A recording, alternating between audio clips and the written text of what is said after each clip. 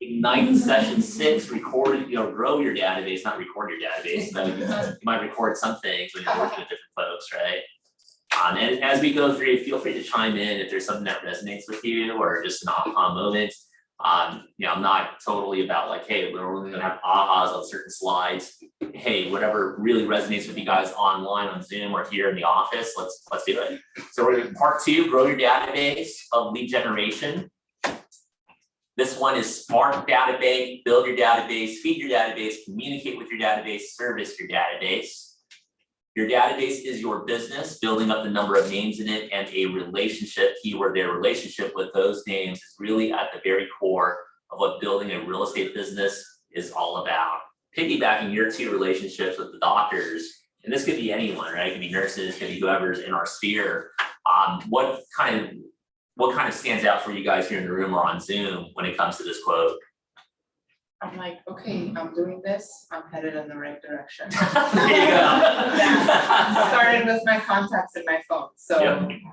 it's just not just reaching out and be like, hey, I do real estate. Where the heck have you been all my life? Like Right. what, but more, because I had somebody do that to my mom, a family friend that we don't talk to. And Wow. she just, I don't know, we're connected with my mom on Facebook. She's like, oh, if you know anybody who's looking, and my mom was talking to me about it. So I kind of got the feel of like, okay, how would other people feel if I were to reach out to them? I haven't talked to them for years. Right. And they're like, okay, great, good for you. Good for you. So the approach was like, okay, how are you? I'm just updating my contacts, and I just wanted to say hi. I'm just reconnecting with my friends and my phone book, and I just want to. And then maybe later on, I'll be like, if you know already, I started real estate. I'm growing my business, and it's actually pushing me to connect with more people, and I love it because I'm updating my contacts.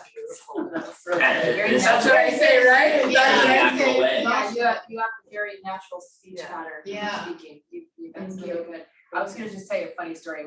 It was a failing forward, which we were talking about today. But I did a cold call, which you got okay. Anyway, so it was this person, and the guy had the best comeback, and he was super sweet about it. But I thought, well, good for him that he has this allegiance with his agent, because he goes, his house was not listed, and he I always like to say house name, and he said, well, but if you wanted the information, this is my realtor. And I was like, oh, okay. But he was really nice about it. But I was like, how great is that this guy was sticking up for his, I wasn't saying anything wrong, but I mean, it was really nice, instead of going, or something. I used to ask, hey, I've run into like Mike Gallioti's clients a lot. Like, hey, if I ever sell my house, it's gonna be with Mike. And I would say, man, that's awesome. He's got a great reputation with our board and with our real estate community. But let me ask you a question. What makes Mike stand out heads above the rest? And they would usually give me like 1 or 2 things, like, oh, he's been mailing me for the last 20 years, or hey, he's helped my mom, he's helped my dad, he's helped all these people, and naturally I'm gonna work with him. Awesome. And now, I got some tidbits from them about someone who's awesome to begin with. And then number 2, I would ask him, hey, what would it take for me to be the number 2 guy in line?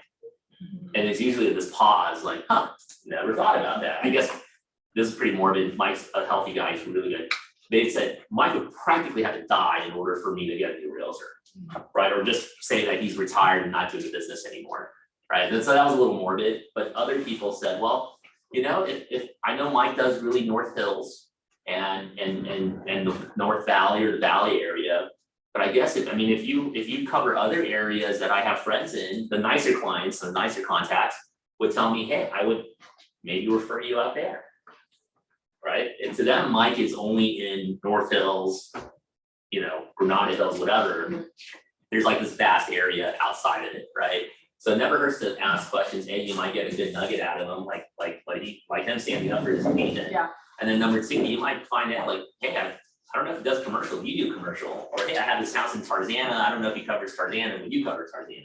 It's always like being a detective and still keeping them in your database. The fact that they took the call, took the time to answer and they reply. call you back. I had somebody that was texting that last year. He's an agent in another state, but he was looking out here. He actually call in, and but he was like looking in Calabasas, and he went blah blah blah blah blah. And he's like, well, he needs to sell his house. He goes back and forth.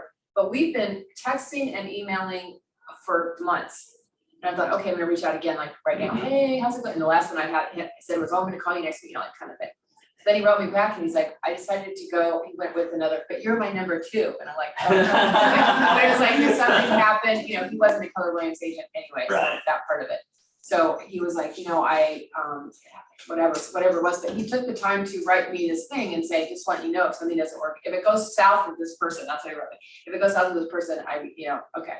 So I didn't get it, yes, I'm bummed, but it was the point that he had the conversation and he bothered to call me and tell me this. Like, I thought that was cool. Yeah, that's huge. Now That he is moves here, I'm someone- gonna try to get him over to the Lions. And that's someone you follow up with to build a relationship. Right. The relationship isn't built because they say yes. A lot of times it might just be an ongoing thing. And again, they're part of that ecosystem you're building. Another good follow-up call to people is, hey, just calling to see if you by any chance have any thoughts about buying investment properties in the near future. That opens up a conversation of, whether anyone's buying anything in their family or their sphere or whatever. And that's the kind of thing that people change their mind on, and you can always revisit with that question. Oh, yeah, and now that you bring it up, another one, I do this mainly with my sphere, but it started with a lot of cold calls, was, hey, I work with a pretty wide network, professionally speaking. Truly, if there's something that's outside of real estate, that I may actually have a contact for you when it comes to something outside of that realm. Yeah. And I usually highlight contractors, insurance, financing, all sorts of stuff. Early on when we were doing this, and I know they're gonna highlight it again in database, it's like after the transaction, it becomes maintenance, right? Like, how do we help the client maintain their home, maintain their finances, maintain that 10-year statistic of them being in that home? How do we stay top of mind in 10 years when we're not helping them buy or sell property, right? And a lot of that is that network and being able to connect really good people that take care of them, and then we're able to earn referrals and stay top of mind. Buying real estate is about building wealth. So, somebody may be in their primary and live there till they die, but there's different ways to be involved in real estate and to build and grow your wealth. Yeah. Another kind of cool quarterly call when you're just kind of bringing it up. Hey, prices are coming down. Yeah. Might be time to leverage some of that, And whatever. throw them ideas in your email communications and stuff. Right. Things that they should be looking at or considering. 1000% agree. What we're going to get into is a smart data bank. Your database is your core people and then the people that they know, right? So there's the people that we know, the people they know, and it expands like a spider web is the best thing I can think of. Now, database defined, you have your, let me move this, just minimize it a little bit, there you go. All right, so define database defined, which part of the lead generation and database model represents your database? And this is actually kind of a fantastic question, because the fact that we have a database doesn't mean we're actually using and doing a database. Like when I first got in, we had eEdge, and even for me at that time, that was a phenomenal database coming from like Salesforce, right? So I lived here. Lead capture, if those on Zoom can see me moving this mouse, I lived in number 1, and I didn't do business for 8 months because I constantly lived up here. Very little lead follow-up. I accidentally followed up with people. Like I found a sticky note that I wrote down, hey, call Brenda about buying a house or whatever, follow up. So a lot of where I was at early on was here. And then eventually I started living here, 1 and 2, right? And I still was wrong because I wasn't getting the repeat and conversion business for referrals and repeat. Meaning like when the sale was done, the transaction was done, I was done. I was like, cool. High five, congratulations, I'm gonna go do another open house and leave and live up here. I have a question for that, sorry, Philip. So, Sure. so the first part is just you have the numbers and like you have the contacts, so the second part is you didn't call them or you didn't. Yeah, I would just literally get a cold call list from Tidal, and for like 90 days, you guys heard my story of leave messages. I never followed up with people. Like if they called me back and interacted, high five, let's get on an appointment, I guess. And off we went. I didn't really have a systematic way. Like I would put them in eEdge, right? And I never followed up with them. I would put them on a campaign, like the email drip and all that stuff, never call them. And that's a big portion of this is the lead follow-up. Like if Kurt tells me, hey, I've got my home in Granada Hills, and if I were to sell, I would move to Pismo Beach. Awesome, Kurt. And if I didn't, if his name didn't pop up somewhere, Brenda would sell his house because she door knocked and he was ready at that time, right? And there were so many people by the time I hired a coach, when I was going through those numbers and those files and all that stuff, 40 of them had already bought or sold real estate. Some of them did both. The Kurtz of the world sold their home and bought a house. That hurt as I was going through it. So I bring this up because some of you might actually be doing all of this here. I'm just speaking from my own terrible fail forward experience that I lived here for almost that first year. And by the second, third year, I was still doing a lot of this. When I got into coaching, this is where my business exploded. And you don't have to wait 4 or 5 years for your business to really take off. You can do it now with the activities that we're doing. Capture the lead, put them in a database, consider the lead follow-up as part of your 10 contacts a day. And when you're doing bold, a part of your 20 contacts a day. And then make sure when you do the business and you're servicing the business, that you have a basis for you to follow up with them right back into the contact and strengthen that relationship even more. Now you get the referrals, now you're getting the repeat business. A lot of my 2019, 2020, 2021 business was referral and repeat business. So the people who bought in 15, 16 were now selling their house in 19, 20, and 21. Right? Equity had gone up even more. They even made more money from the time they bought. And we exploded in 2021 because 6 of our sellers were past clients who were now selling at a new high and buying at an even higher point. Usually it wasn't like equal. It was like 100,000 to $500,000 more than what they were selling for. So you can actually predictably see that growth, and it probably could have happened for me earlier. Because I knew in 19 when I hired a coach. Yeah, 19 when I hired a coach, a lot of the people who I met in 14, 15 had bought and sold in 16, 17, 18. Right? That could have been half those money for our family. Right? So I never figured out the math, but it's a lot of money. I will say that 99% of people are bad at follow-up. And that's where you're gonna get the biggest. Yep. I stress it so much to work your core, your spheres, strategic partners, because I missed out on a ton of business, right? On something super simple. These people knew me. They would take a call from me. I just never got organized. That's my fault. There was an 18-year-old kid in the old office I was at in Porter Ranch, and he said it so simply, and I didn't pay attention. He said, "Hey, all I do is I call expires and for sale by owners," right? He's on a team. But I call everyone back that I meet at open houses, and I call them every month or every quarter. And that kid went from driving a beat up Mitsubishi to a 4-door, big old Mercedes Benz, $80,000 car. He bought himself a house, bought his parents a house, and eventually bought another house. You guys might know him. He was Ed Lalo. Eduardo, Ed Nava. He was in that office behind this wall, but he went back and started working with the team he was on and all that fun stuff. But that was the kid, and he did exactly this. He just did it with a shoebox. This is 2015. And he was still using an index card box. Well, you did mention very quickly in passing that you got organized, and I think that's the whole key right there. You have to be organized. You have to have a system. And if you don't, you're not gonna be able to remember. You're not gonna get to it. Even if you're using Google Tasks, just something that just will pop up and say, "Hey, call this person, follow up when you say you're gonna follow up." And when you're reliable in their eyes, you stand out. Then you get more referral. In my day, it sounds so boring because people are like, "You should be door knocking or farming." I would spend hours on this, just getting organized, copying and pasting someone's Facebook link and all that stuff, and their birthdays. And now Josh does that, with our virtual assistant. But I can't stress that enough in the database aspect. And it's broken in 3 parts: lead generation, relationship management, client and referral, and looping them back into your database. And we can spend hours of our day here, and if all we did was 4 hours of this broken up or all combined, success. consider that a win in your entrepreneur, business, professional life. If all you did was this, like winning Facebook, winning Instagram, and it's not just posting, but engagement, right? Making the tougher calls, making the phone calls.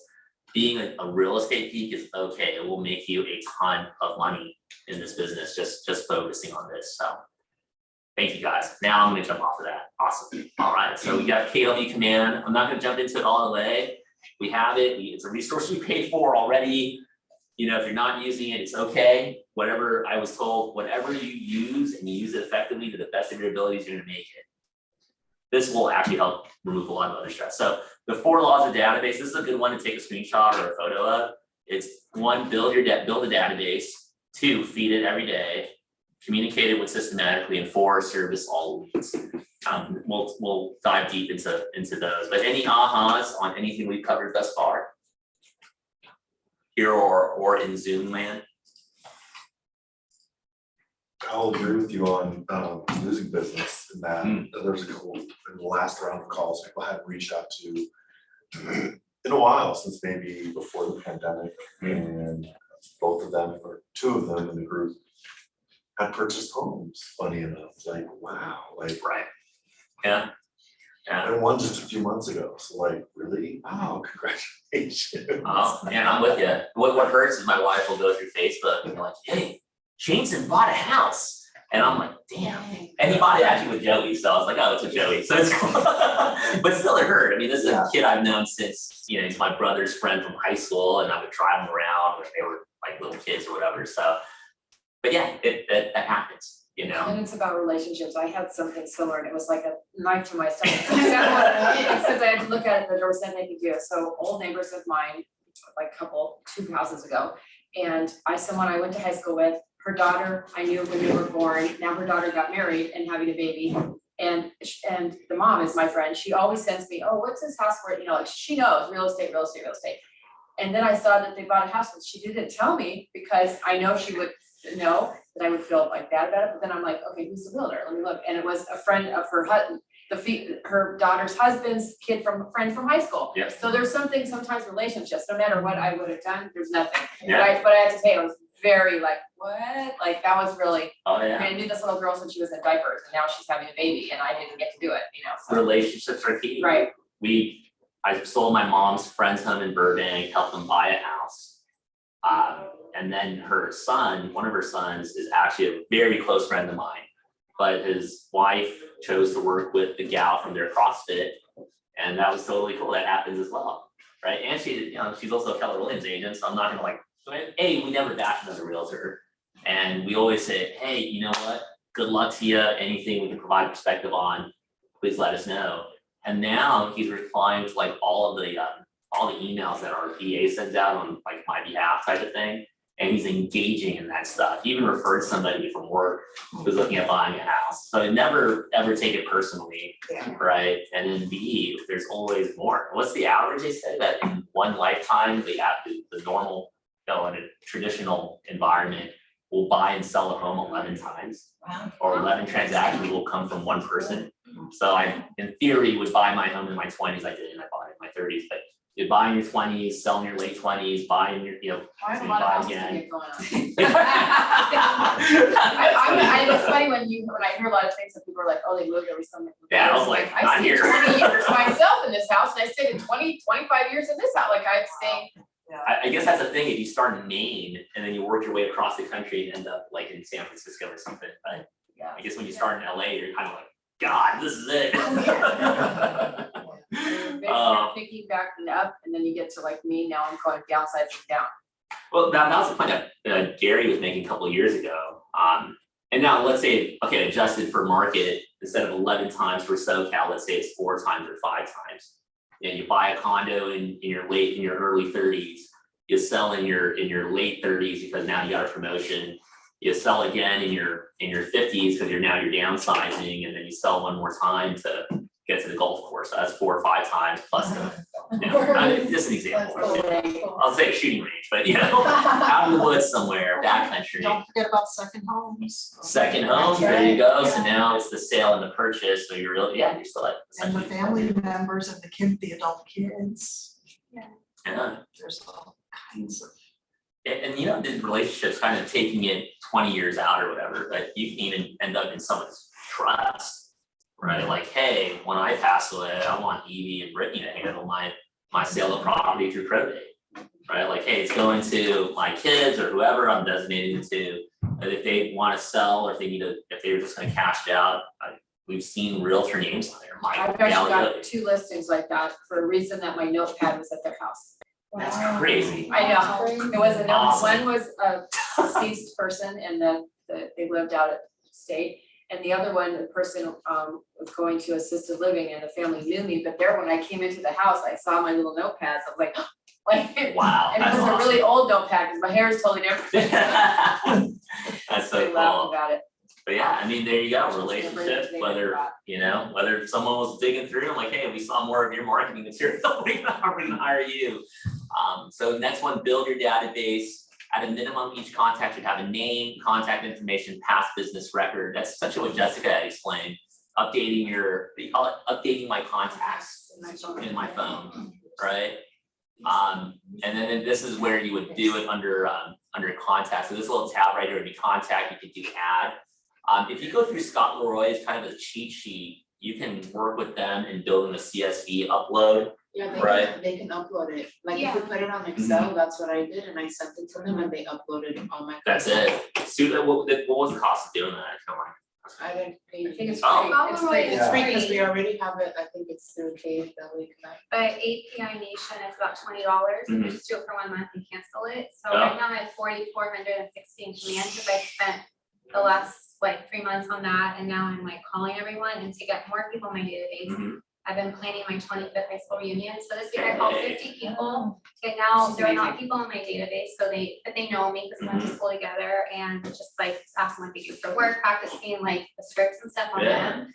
And so I said, okay, well, I'll follow up with you in 3 months, in September, when I do the Eventbrite, and asking what their thoughts Wow. are. And so my objective is to get all the people that I wasn't friends with in high school, but that know me in my database by January. So I'll have another 387 people to add. So, Actually, you can also do, which is what I'm gonna do a Facebook group. oh, I have it for my high Oh, school, okay, yeah, I've good, been good for taking you. polls, I don't wanna be, I'm just trying to reconnect with them Yeah. first, and then, let them know what I do, but. Dude, that's awesome. So that's my strategy, to try to get more in my database. I went through my parents' database and their emails and their everything, so. Dude, that's huge. I mean, you're the one that, when I would actually talk about organizing everything, and that is gonna serve you so well. Oh, and also in Mojo too, you can upload things and put it in your database, because it's already in Excel, so I like the areas that I'm covering, because when I've been farming, a lot of people, their parents are still there, or I know them, Genius. So, they And can you just get their create the tags, I email. imagine, like North Hill, wherever, Yeah, wherever that's what the I've been tag is at. tagging, and then I'm starting to call, it's just there's so many directions. Oh, yeah. You know what you can do, Eat, as well, and we're having a teammate do this, if you tag them, so you're doing the mass upload, right? If you tag them not net or something along those lines where it's not your sphere, you can probably pay someone $20 an hour and just say, hey, I would like you to call and have this basic script. The script we gave Karen is, hi, my name is Karen, I work with Philip on in Team Multifamily Real Estate. The reason for my call today is that we wanted to reach out and see if there was any type of real estate needs our team could service you for, or service you with, was basically what it is. That's No. calling the farm. Calling the Yeah, farm, we haven't basically met. calling someone Oh, I you haven't, haven't met. that I haven't Yeah. met. So I have a ton of folks that we've uploaded, and this is a fail forward thing too, because we just uploaded anytime we had a CSV file. And it was crazy, there's no interaction, so I'm not calling them, because I'm gonna live with the people that I already know, and that will take my call, right? So at least with her, it's practice for her. B, hey, if she happens to get someone live on there, awesome, she gets to update the base with Josh, our VA. And then, if she does get an appointment or someone who's relatively a lead, awesome, what are we paying Opcity? 35%. I'm paying her by, the hour or by salary type situation. the rate of return on that is immense, is what I'm getting at. But if all she did was exactly this here, name, contact information, past business of record, win. Total win for her, total win for Team $1 million cents. And you can find people who will be willing to do it that way. Let's see here. I would add one point to that, which is the next call. You want to schedule a next call. Got it. And what's your next conversation going to be about? Great question. So on command, I just do the quarterly smart plan. So I'll tap that, and then it'll tag for 3 months out. And then I'll just pick the date that I wanted to start. So if I connect with them in May, I'll start it. I'll do the freebie where I'll call them next month, and then it'll start going every 3 months. And then that's how I set it up. Or I'll tell Josh, hey, please add his contact and start him on a quarterly smart plan that starts next month or July or August or whatever. But in the meantime, you're sending him an email every month? Depends. You know, we Neighborhood. yeah, I have Josh on a cycle, so instead of it all hitting the database at one time, he does it alphabetical order, and we'll send 100 a day, so 500 a week basically. And by the end of the month, he's able to cover half the database. I just didn't want to be the guy who's like constantly out there. And again, we're trying to figure out our, rhythm. That's the best way of putting it. Because we did one where it was a big mass email, and we got so many replies of get me off the list. We had to add that subscribe button. That was my hand, by the way. And then there was a bunch of others who wanted to connect. Like a friend of mine from my insurance days, like, hey, I live in this high rise in downtown, and it's funny you emailed me. So we met for coffee, and he's thinking about selling and buying a house, and all that fun stuff. So there we go. Great, that's I think 10,000 emails. Oh, really? Okay. There it is. Did you do that email shit, by the way? Yeah, No, I was gonna ask. I might have to do mail ship, because I have everyone in the neighborhood, and they said like I was at capacity, like at 30. But MailChimp is something that we already have? Or Yeah. is that something we've been for? You can or- sign up. Yeah, it's You know, included. There's a free thing, but I think you You have to really pay. utilize it yet. Yeah. Eventually, you're right. And it's when you hit the limit, it's like our limit was 5,000. And Yeah. we're not sending out that many emails at one time, so. Oh, one more thing, under there, when you're getting contact information, like their home address, you can also build in that monthly neighborhood watch or nurture, where they start getting updates about what's selling in their area. Yeah. And it's like an audit, the one a month email that'll pop up, There's and all that fun stuff. And if you really want to get nerdy, you can cross search them in Realist and put up at least, the counties I put up is LA, Kern, Ventura, Orange County, Riverside, and San Bernardino. And then any of their properties that pop up under their name, there's like 6 of them under one of my friends. If they're all under their personal name and not a trust or an LLC, red flag, right? That's a good thing to call them and say, hey, came up on my system that you have all these homes. A, congratulations, thank you. And B, are you familiar with the probate process in the state of California?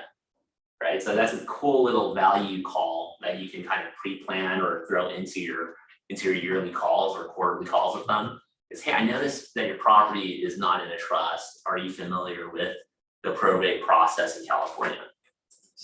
No, Sydney, please enlighten me. What is that all about?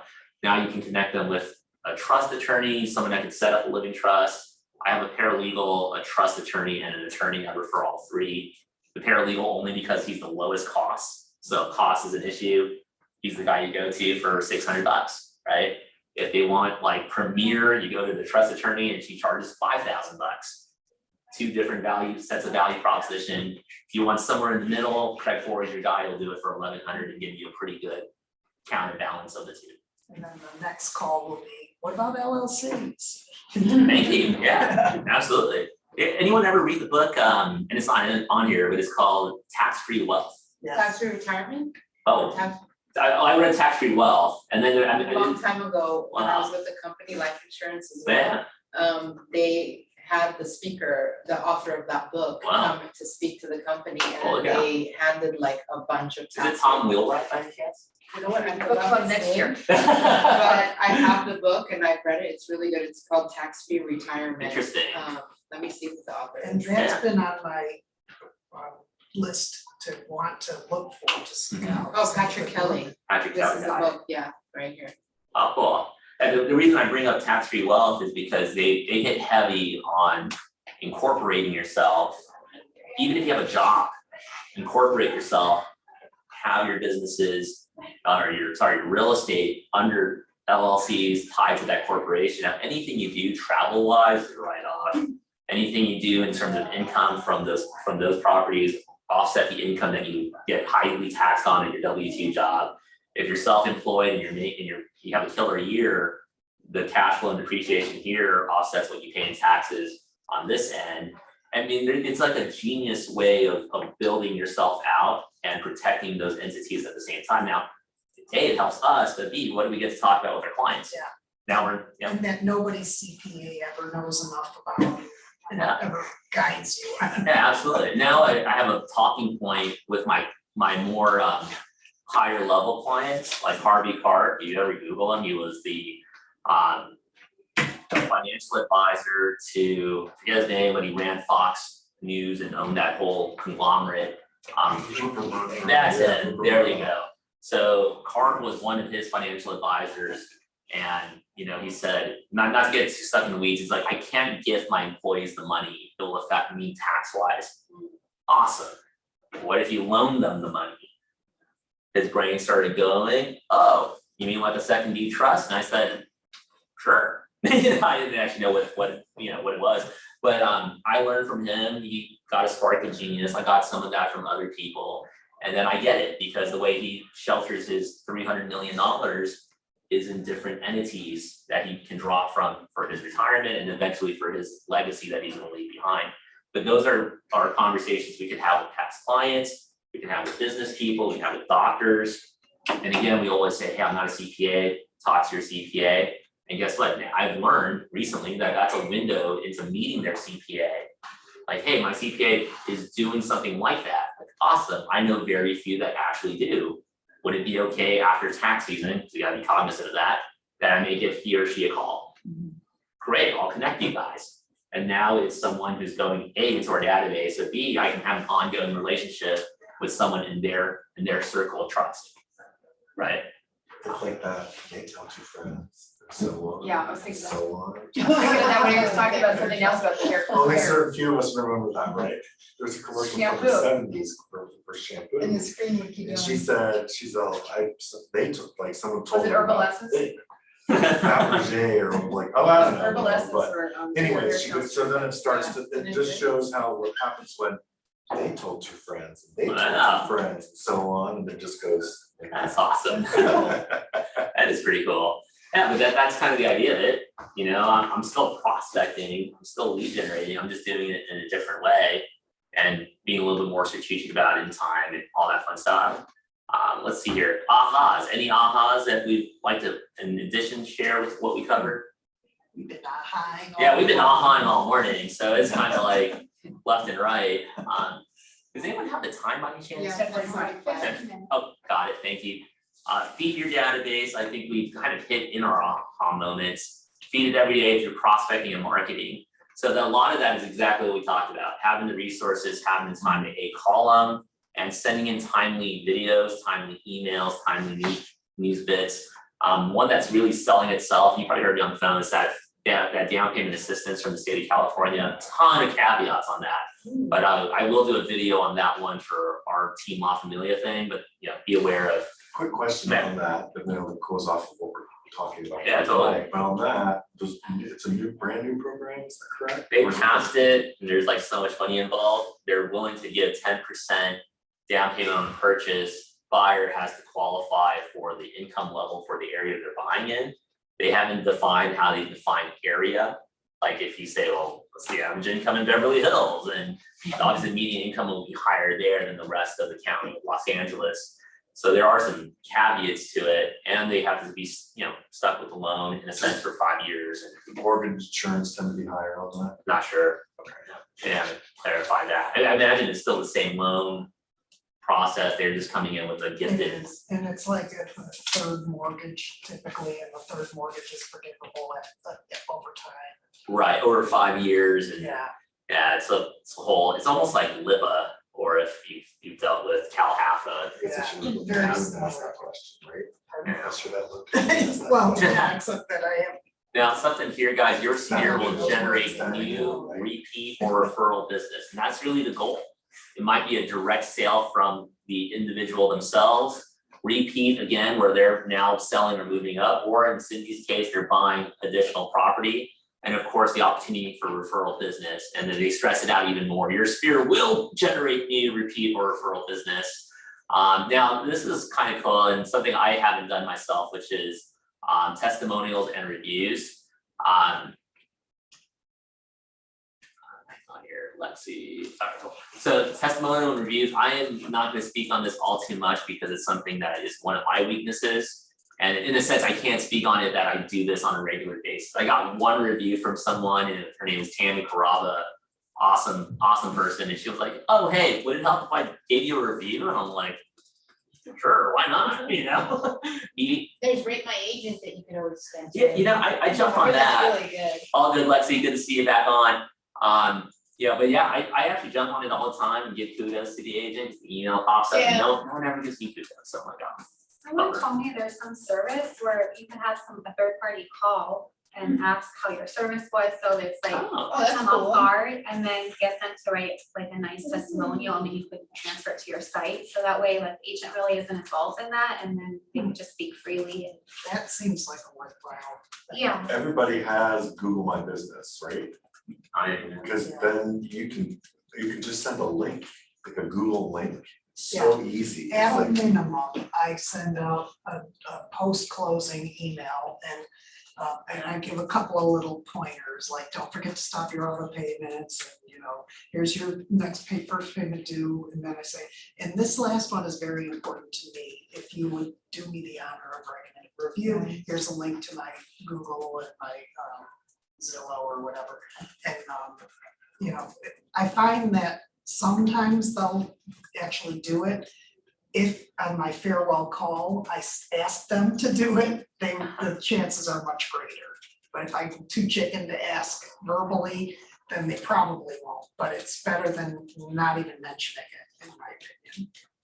Yeah, something I just wrote down is working on my business. As much as we're asking each other to like organize our databases, I need to actually sit down and do it with our team and say, hey, this is going to be on all of our email signatures. I've seen that before too, where it will always be on the email signature. oh yeah, Yeah. referral is the highest honor. Yeah, I think I'll put a little running joke on there. Hey, if we made a positive impact, review us. That's Or something about keeping it real. Like there was one guy who just had something really bad to say about us, and I actually shared it on Facebook. It's all my history somewhere. And I said, hey, to the Buttermilk family, next time we'll obviously do our best, and this will be a learning lesson for us. My wife hated that. My mom said, she's like, why would you put a negative thing on Facebook? Keep it real.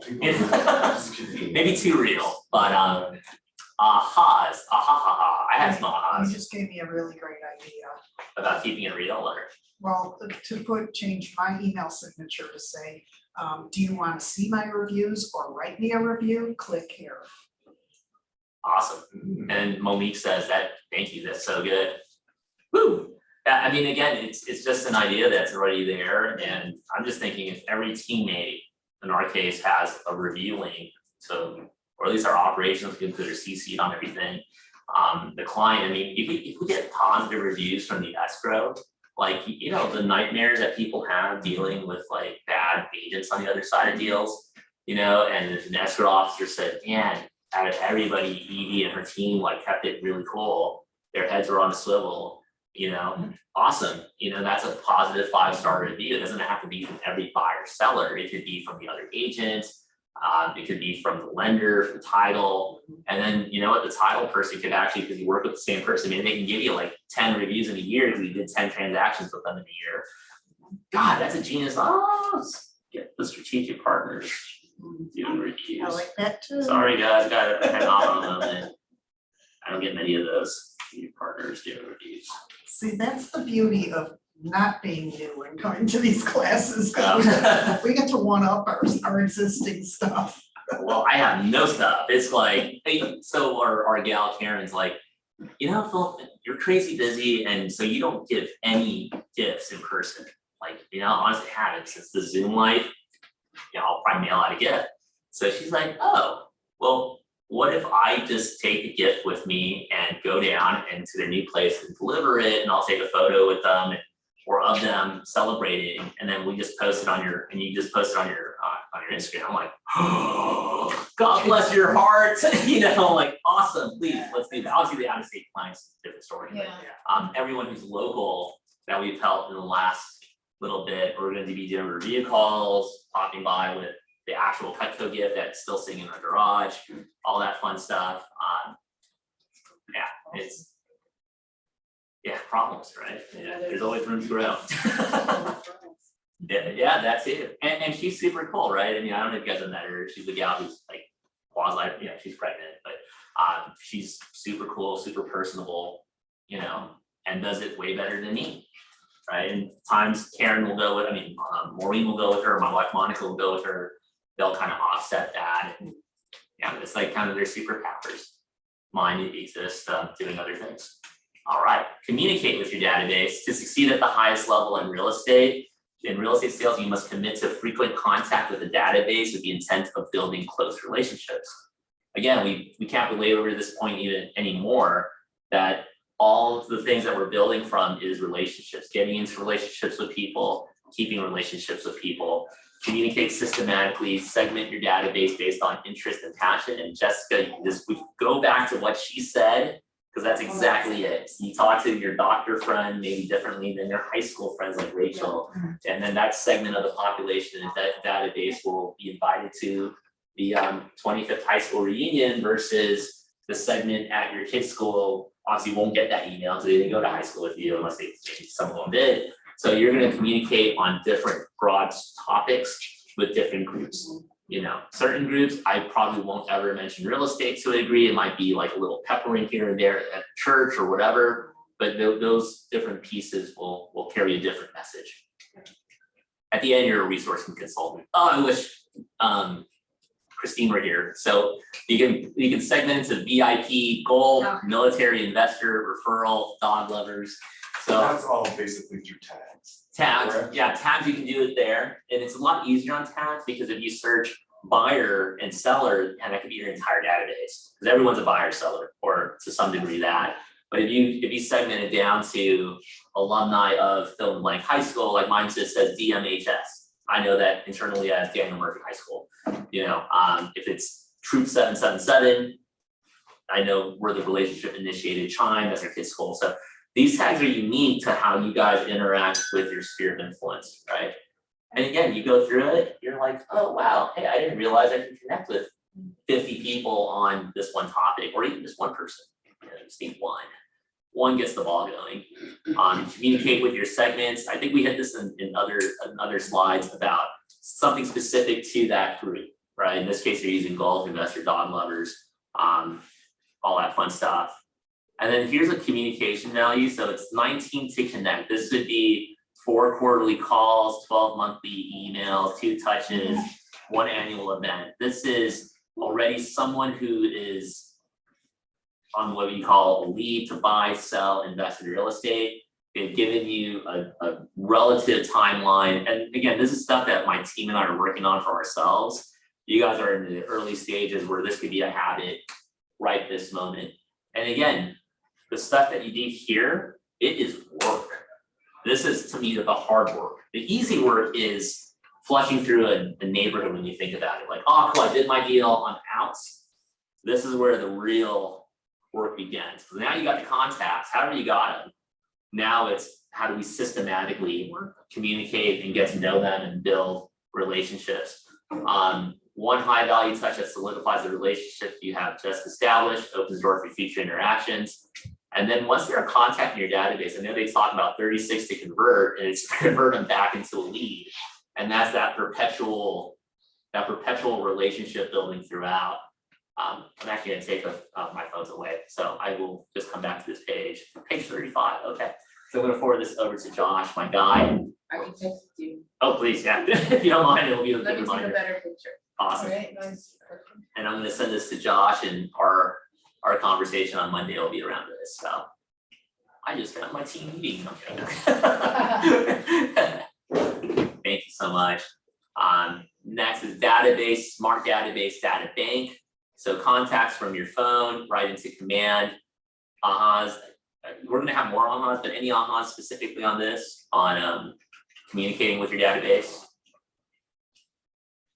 That's what it is mostly, it's just communicating, like I'm noticing that real estate, like, 'cause, you know, as a new person in the industry, like, oh my god, what do I do, what do I do? But it's very repetitive. Yes. Networking, communicating, connecting. It's very boring, like, once you kind of get the I routine actually of like it. it. Yeah, Me too. I say I'm boring, a people person, cause I Yeah. love to I like, you know, yeah, I'm same here, and I'm like, okay, if that's how it is, I guess we shouldn't have an issue, right? no, I mean, I say boring in the sense that it's, Like the same thing over and Yeah. over, yeah. absolutely, literally, the thing that's changing is constantly the market, the rates, the market of the moment, things that are happening in their lives, and specifically, how does their real estate goals interact with the market of the moment, right? Like, oh my God, Philip, rates are 8%, what do we do? Excellent time to buy real estate, right? Because. And here's why, Yeah. right? And that's always been my thing, like, oh, Philip, it's a pandemic, like, if we go outside, we might die. Like, well, that's pretty terrible, right? Someone told me that, like, they were pretty down in early 20 or mid 2020. And I said, you know what, we're gonna be kicking ourselves, this may be the best time to buy real estate ever with rates at whatever they were at that point, right? Yeah. And it turned out to be a great time. Yeah. For those who really embraced it. Right. But hindsight's 2020, looking back, right, and all that fun stuff. Service your database. I'm gonna hit a little hard on this. Your job is to build a community and serve the community. Right? I took this from Mega Camp a couple years ago, and it dawned on me that I didn't need to be geographic. Right? What's a community? And by that point, everyone had like different Facebook groups and all this stuff. The community is where you choose your community. Like, I work heavily with all the stuff that the kids are into, the board, strategic partners, build a community, serve the community. So there's a question in there, how do we interconnect the community? Like, hey, if I know someone who does construction work within Troop 777, maybe I can connect them with the dad who's asking about a contractor. Hey, maybe you should talk to John, who happens to be a contractor. Oh wow, I didn't know John was a contractor, how cool. Connect the dots. What did Ben and Jamie say? We're real estate thought connectors. You know, if you ever ask them what do, they don't do title, they don't do fidelity, they're real estate thought connectors. They connect the real estate dots, which I thought was kind of cool. And I'm totally copying them, right? Role 4, service all leads, plan for a lead follow-up program to leverage every opportunity, right? And then you have opportunities, campaigns, consumer ads. I want to hit on this just a little bit. I know we're pressed for time, but the idea is, every time we're like, well, what do I call them about? Well, depending on what the relationship is, depending on what their goals are, if they are a seller's buyer or just a first-time home buyer, you can kind of be aware of what you're looking for. You can even set Google alerts to say anything first-time home buyer, whatever, and then the Google alert will pop up in your Gmail or on your Google tab when you open it. Servicing all leads also means, hey, you might not be able to sell the deal, but if you can connect them with an insurance agent or a contractor, that's another opportunity to make that connection. Get help. I just thought of a really good, leave message situation, if you get voicemail, to just say something like, we haven't connected in a long time, but I'm just checking in to see if you have any questions at all about what's going on in the market right now. Yeah, especially now. I mean, it's almost like, who was here in 2020 in real estate, like when that pandemic started? Yeah. Christine, Kurt, myself. So at that time, my coach was like, Philip, get your head out of your ass and stop thinking about you for a moment. Okay, coach, like done, well, sort of done. I was still like freaked out because $100,000 in GCI canceled. And I was like, I just bought a house, what am I gonna do? Right, so she said, forget about all that, save them if you can. I want you to just make calls to everybody and see how they're doing, right? Oh, okay, like who's calling on checking on me, right? Nobody was. Even my mom was like, you better stay indoors, I mean, I don't know about this thing. She's a Almost nurse. called, but probably, do you have enough toilet paper? Yeah. Well, no, really, it became like one of those where someone was like, well, it's been really hard to like get a case of water. And I was like, damn, I didn't know it was that hard. So my wife and I actually, because she was like a doomsday prepper, so she's got like stacks of water bottles and toilet paper and all the stuff you need. Yeah, that's my wife, you know, she was like not hoarding, but she was nesting, Yeah. if you wanna call it that. But so we would actually drive and drop off waters, right, or whatever people needed. But the fact that we were calling and just checking on everyone's, like, essentially now that I look back on it, and we didn't have the exact words at the time, but we were actually checking on their mental health. Like, hey, how are you guys dealing with this? And then I realized there was like a strong community of us that were like, shit, this is amazing. We're working from home. This is really cool. You know, no traffic. And I started seeing the good in everything that was going on. And that propelled our business in 2020. Like when I first joined this office, I said, well, dang, now I think about it, all I did was a daily 10-4. I called and connected with 10 people a day, updated the database, made sure they were doing good. And by the way, real estate's apparently on fire, you know, at the time. And those pieces kind of grew. So now with the market doing what it's doing now, in terms of interest rates going up, prices are you're starting to see a decrease in price at the upper echelons of the North Valley. The 1.5s are coming down to 1.3. You know, you're starting to see kind of a domino effect. Excellent time to call your sellers or your homeowners in your database. Excellent time to call your buyers who were totally PO'd and fatigued last year going into this year, thinking they had a shot. Now they have a shot. Yeah. Right. And just to ask, what's on your mind about this? What's your strategy in terms of real estate? Wow, that's cool. What's your strategy? I don't have one, Philip. Well, let's talk. Let's talk. How can I help you form one? Yeah. There you go. That sounds like a commercial. What's your strategy? Like, yeah, I can picture an investment commercial. Anyways. All right, trust in your database, follow the 4 laws, don't quit too soon. 3 Feet from Gold, if anyone's ever read that book. Anyone read that book? 3 Feet from Gold. Don't quit too soon. Think long term. The 36 touch campaign takes time to yield results. Always come from care and service. You just kind of hit on that a little bit. The real estate business is a relationship business. The lending business is a relationship business. The insurance business is a relationship business. The training real estate agents business is a relationship business. Whatever that business is a relationship business. The best ones are, right? Don't quit too soon. Don't jump into that. Oh, you guys go have an aha moment real quick. But the quick aha moment is there was a story of Think and Grow Rich. There was a man who went from the east to the west and said, hey, I'm going to make my money digging for gold. So he talks to his family, talks to Kurt, talks to Cindy, says, hey guys, I'm gonna do this. I'd like you guys to invest in my business venture. Like, hey, absolutely, here's $50,000, ton of money for that time. Goes out west with an uncle. They start buying the equipment, they start digging for gold. Boom, they crush it. They find a ton of gold, right? I mean, maybe not a ton, but they find a lot of gold, a lot of results early on. So they go back, get more equipment, invest in more equipment to go back there. And they start digging and find the gold is gone. And they keep digging and digging and digging and digging until finally they just run out of money, run out of patience, and quit. They take whatever they have left, the rights to the digging, the rights to the equipment. They go to a junk guy and say, hey, we want to sell and go back home. So they sell for a fraction of the investment, lose all this money. They go back and they're like, hey, sorry, we lost your money. And he goes into insurance and eventually pays them back. The junk guy who bought the things at fraction of the cost, you know, thought, cool, got this real estate, got this land, got this equipment. He goes and hires an expert and says, hey, can you help me find where the gold would be if there's any? Geologist goes in there, does his thing. Oh, 3 feet behind this wall, you're gonna find all the gold you're looking for. And sure enough, he dug 3 feet inward and became a very, very rich man finding all this gold in the mountain. The moral of the story is the guy quit way too soon, and he was literally 3 feet from where it was just going to answer all of his financial woes and hit his financial goals. So in this situation, in that scenario, ask for help. Before you throw in the towel, before it's like an absolute, like, I'm out of here, talk to Cindy, talk to Stephanie, talk to me, talk to a teammate, talk to someone that will have your back. And hey, maybe it's just a matter of shifting perspective. maybe it's a matter of technique, maybe it's a matter of approach. There's something there that if you just unlock that, you're just gonna push right on through. Now anyways, I won't get into the story, but he learned from that experience to never give up and learn a thing about persistence and pushing through.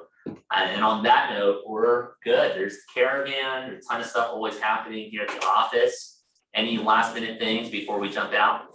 We're always this close. We are. You know, and you know, it's funny when you mentioned being that close, it's not just one opportunity, because if you're working with all of these relationships with people, I always go back to you're only one universal contact away from unlocking everything. Not to get into the guy's business, but we have a realtor here, new to the business, works his core group. Like, he's not even really working his sphere, his core group. The person on his core group happens to be a significant person in the entertainment world. And that person went ahead and bought a $6 million home next door to their current house. He's repping that family in the purchase. He's capping on one deal. He's a month and a half into the business. His wife is just passing, I think just passed her test or taking her test, something like that. You know, he's off and, he's off and killing it. And people forget, you know, and people forget this. Like, you ever hear the guy's story, it's not like he just showed up and was an entrepreneur when he got his license, right? They've been working and doing different things over the years and literally transferred, hey, we know how to win here. What a concept, we can win here too. You're not starting off from ground zero. You as a teacher, you've had so many victories. You know, so. I talked to one of my coworkers just the other day. Unfortunately, her mom passed away and they sold the house, not with me, but it wasn't her fault. And she's like explaining to me this whole list of what had happened. Her sister took over and she hired someone and building got sold in like 2 days. She said, but we're gonna meet for lunch and she has a home and if I keep the contact going, she might want to invest with me. My last words of wisdom is that this business is cumulative.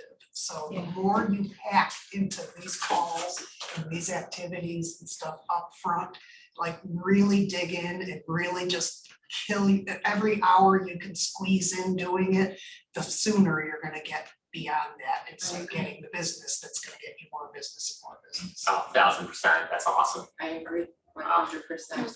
And that's what excites me. Yeah. Because it's not about, okay, what am I doing now? I mean, like, I don't have any business now, but I mean, I'm like, oh my gosh, I can feel it. Like, it's You cannot have a part-time attitude over Yeah. no way, Jose. And we have a great example, Pam,